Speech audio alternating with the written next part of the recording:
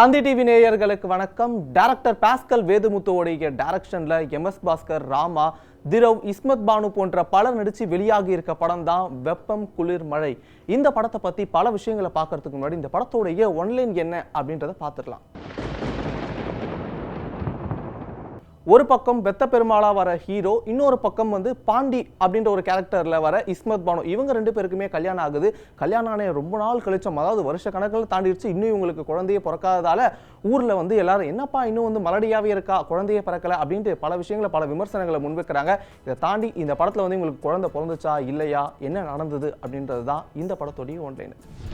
Director pascal வேதுமுத்து ரைட்டிங்ல இருந்து screen பிளேக்கு ரொம்ப அருமையாவே இந்த படத்தை கொண்டு வந்திருந்தாலும் இந்த படத்தோடைய கதை அளவுல பார்த்தோம்னா பெரிய ஒரு கிறிஸ்பினஸ் இல்லை. முக்கியமா ஒவ்வொரு காட்சிகளும் அடுத்தது என்ன நடக்க போகுது அப்படின்றத நம்ம ப்ரெடிக்ட் பண்ற மாதிரி இருக்கிறதால இந்த படத்தோடைய அந்த கிறிஸ்பினஸ் ரொம்ப கம்மியாவே இருந்தது. அது மட்டும் இல்லாம இந்த படத்தோடைய கதை, அதாவது இந்த ஐவிஎஃப் அதை ரிலேட் பண்ணி எடுத்திருக்கிறதால இது ஒரு புது கதையாகவும் தோணல. ஆல்ரெடி பல கதைகள் எடுத்திருக்காங்களே, இது என்ன புதுசா இருக்க போகுது அப்படின்ற மாதிரி தான் இருந்தது.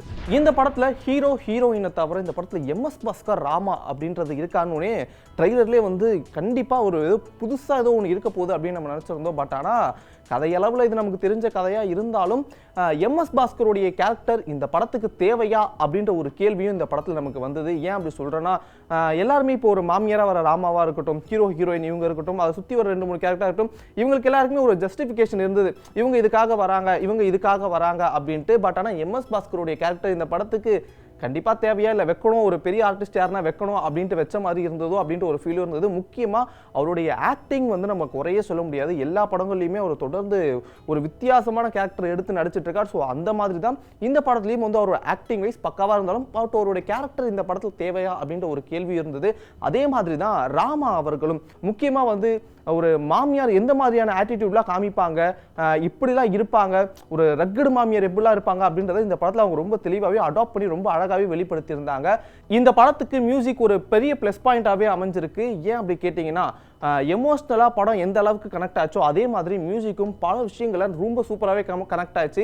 முக்கியமாக இவங்க நடிப்புக்கு ஏற்ற மாதிரி, லிரிக்ஸுக்கு ஏற்ற மாதிரி அந்த மியூசிக் இருந்தது ரொம்ப அருமையாகவே ஒர்க் அவுட் ஆயிருந்தது. இந்த படத்தோடைய சினிமாட்டோகிராஃபியை பற்றி பேசணும் அப்படின்ட்டா, கிராமிய சூழலில் எந்த மாதிரியான விஷயங்கள்லாம் நடக்கும், எப்படிலாம் இருக்கும், ஒரு கிராமத்து ஆளுங்க இப்படி தான் இருப்பாங்க அப்படின்றத கேமரா மூலியமா ரொம்ப அழகாக தெளிவாக நமக்கு காமிச்சிருந்தாங்க. இந்த படத்தோடைய காமெடி நிறைய இடத்துல அங்கங்கே ஒர்க் அவுட் ஆயிருந்தாலும் கடைசியாக முடிஞ்சிருச்சு இன்னும் நீங்க போலையா அப்படின்னு கேட்கிற அந்த மாதிரியான காமெடிகளை படத்துக்குள்ள ரிலேட்டடா பல இடங்கள்ல வச்சிருந்தாங்கன்னா இன்னும் இந்த படம் காமெடி அளவுல நிறைய அளவுல ஒர்க் அவுட்டே ஆகியிருக்கும்.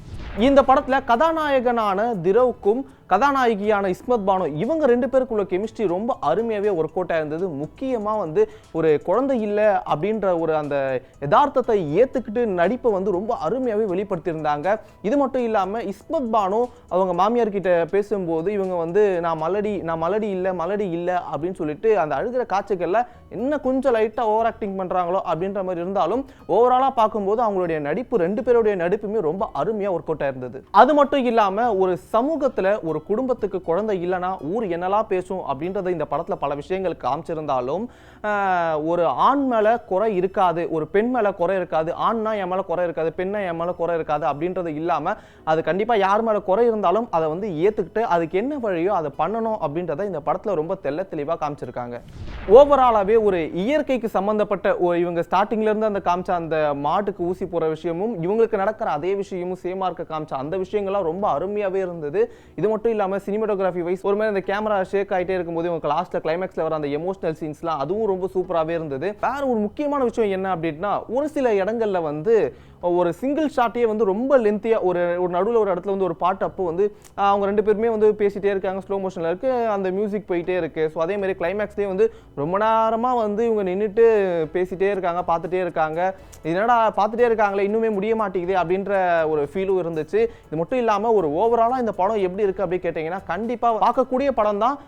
பட் இருந்தாலும் இந்த படத்துல என்ன புது விதமான விஷயங்களும் ஒரு கதையில ஒரு கிறிஸ்பினஸும் இல்லாததால தான் இந்த படம் கொஞ்சம் ஒரு ஆவரேஜான மூவியா இருக்கு அப்படின்ற அளவுக்கு ஃபீல் ஆச்சு. ஸோ இந்த படத்தை நீங்க பார்த்துட்டீங்கன்னா எப்படி இருக்கு அப்படின்றத கமெண்ட் செக்ஷன்ல கமெண்ட் பண்ணுங்க. ஸோ இதே மாதிரி வேற ஒரு ரிவ்யூல சந்திக்கிறேன். Till then, bye from Vignesh Vicky. செய்திகளை உடனுக்குடன் தெரிந்து கொள்ள உடனே சப்ஸ்கிரைப் பண்ணுங்க.